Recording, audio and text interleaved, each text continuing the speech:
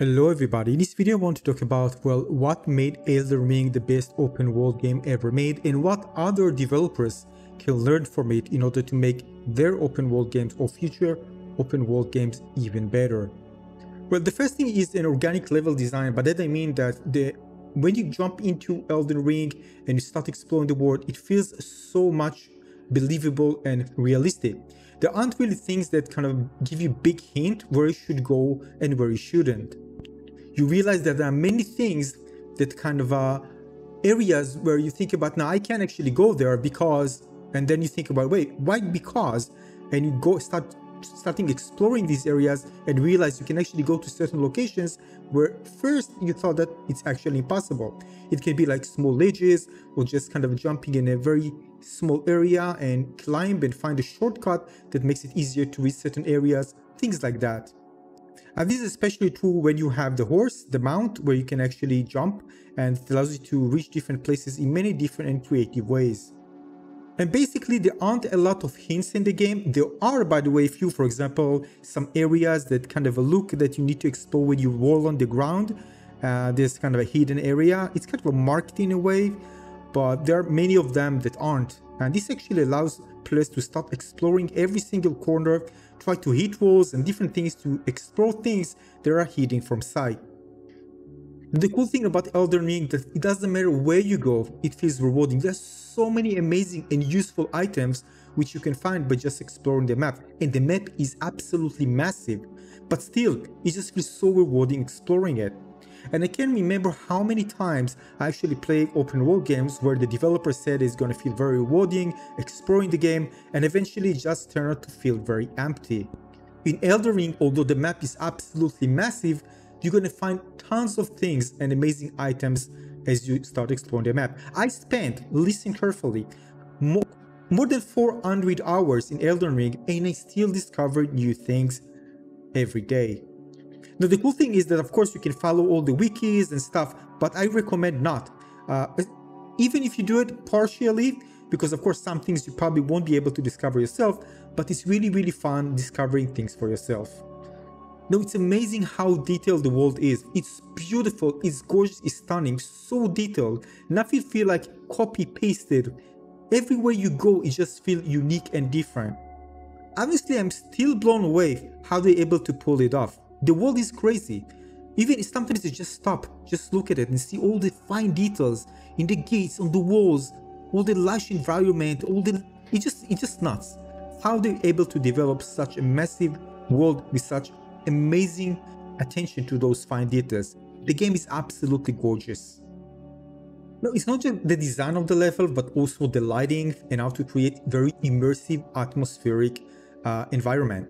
And when you traverse the world, and especially alongside music, you just feel like you're in a dream. This is amazing and super important when you create such a dark fantasy world, when you traverse the world and everything feels like a mystery, and you get the sense of, I'm new here, this is not my world, and you feel kind of the sense of maybe immediate danger, unsafe, but yet at the same time, you enjoy exploring it and explore its dark corners and reveal the beauty and the dangers that it contains. Now, usually I get this when I read a book and I imagine how the world looks like, and I can of course imagine everything I like and I imagine crazy things. In Elden Ring, it just feels like that, kind of a dream. That's how actually good it is. And when I traverse through the world, I just feel so immersed in it that I actually don't want to stop playing. I just feel like I'm part of the world in a way. That's actually the reason why I played like when I started, like 2 days straight, slept a few hours and continued playing because I just didn't want to leave the world. I was totally immersed with it. Now, when I played Elden Ring, I felt very strong presence, kind of a more emotional bond that connected me to the world. Now, I think the things that actually made this is a combination of things that I'm mentioning here. But the idea here that if you inject into the world many type of things that plays with your emotion, for example, when you feel scared, when you feel happiness, when you feel success, being able to overcome something and you feel very happy that you overcome a strong for example, challenge. When you discover something and get excited, when you see new places, all of us enjoy going and seeing new places. It excites us every single time. So all the things and many emotions are actually projected into the gameplay. So when I say presence, I mean that I feel like me actually being present inside the game. So things that are happening in the game can really affect me emotionally. Of course, it's a collective of things, but the way the game is designed with all the different elements, we designed to trigger different type of emotions as you play. Now, this is balanced well because of the difficulty of the game. And for example, if you design a game, you want not always let the players, of course, have the feeling that everything is hard all the time. You kind of play with this up and down to get players be motivated and enjoy, get satisfaction out of it. But it's not just, again, the difficulty, but it's overall the feeling that players feel as they play the game. Not just fighting, but just exploring the world, for example. So when you balance this well, players will just feel great just exploring the world because of the play with the emotions that actually being triggered as you play the game. The other thing is that when it comes to balancing the game, you feel that it's very flexible. And I think this is one of the reasons, not just that the game was more accessible to other players that previously haven't played Dark Souls game, but overall it felt that when you explore the world, there are many ways that you can actually succeed in doing things and overcome difficulties. So the idea here is that when you explore the world, you need to eventually become stronger, feel more powerful. So you can do it in many ways. One way is just continue exploring the world, defeating enemies, get currencies, you can upgrade your character.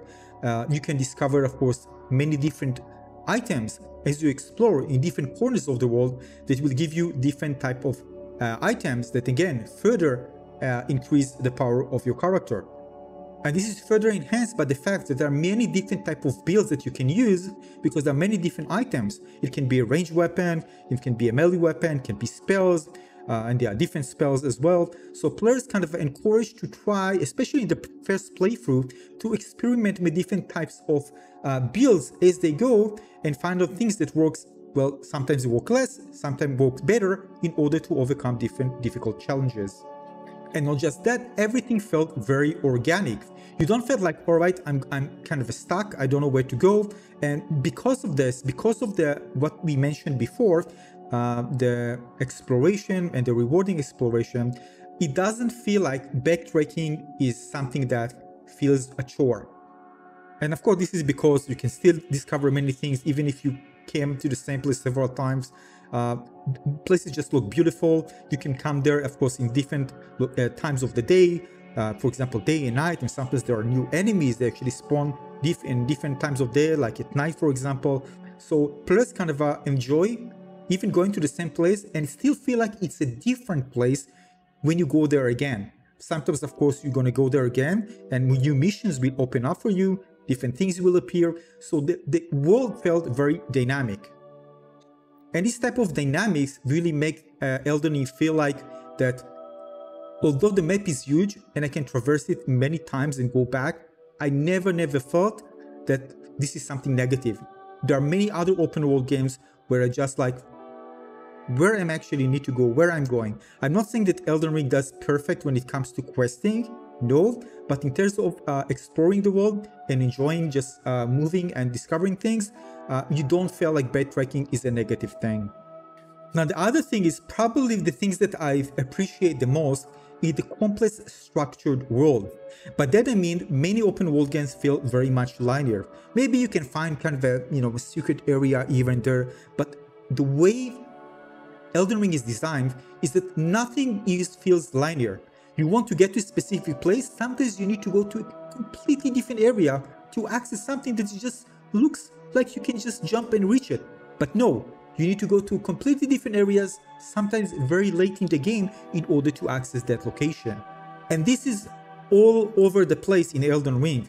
You're always going to find places that you think, like, how I'm going to get there? And you're going to find out that the way to get there is so complex, not like, all right, I'm going to search for a place to jump here and I'm going to get there. No, You need to continue exploring the complex. It's just kind of a maze in a way, the way the level is designed. And because of that, players are so encouraged and get excited exploring every single corner, because you might get into a place that leads you completely to a different area that you might expect.